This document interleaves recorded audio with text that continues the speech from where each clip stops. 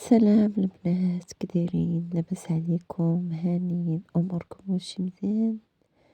نتمنىكم يا ربي تكونوا بخير وعلى خير وفي صحة جيدة.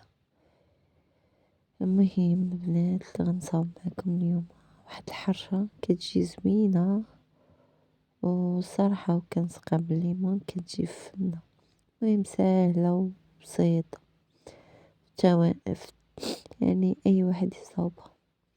هنايا عندي 2 بيضات، عندي واحد 3 ليمونات مندالي صغارين، وعندي كاس ديال سنيدة وكاس ديال الماء وكاس ديال الزيت. المهم كاس الزيت ما عمر صراحة كتجي زوينة هاد البسبوسة. وبالنسبة راه دابا الليمون موجود المندالي، علاش لا ما ناخدوش يعني نديرو بأي حاجة دابا بغينا تشهينا نديروها بيه. المهم طحنت انا في الماكينة هنايا، عندي زلافة ديال السميدة ديال الحلوى. المهم الزلافة كاملة تنديرها، وعندي هنايا 2 خمارات حمرين. صراحة البسبوسة هذه كتجيو زوينة بزاف. هنايا بقيت كنطحن فيها، هنايا دهنت الطاوة بشوية الزبدة ودرت ليها شوية السميدة.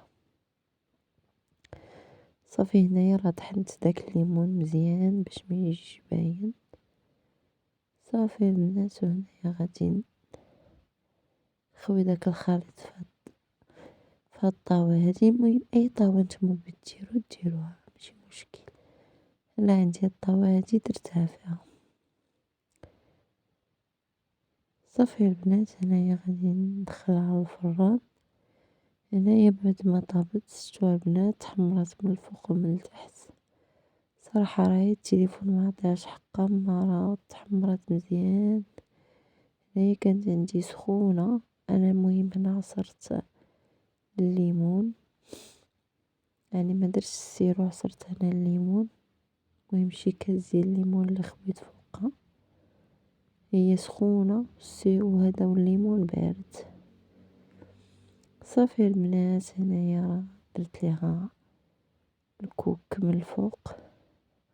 الصراحة هنايا البنات جات زوينة ورطبة ومسقية بالليمون، جات فنة البنات. نتمنى منكم تجربوها. السلام عليكم، الى فيديو جديد.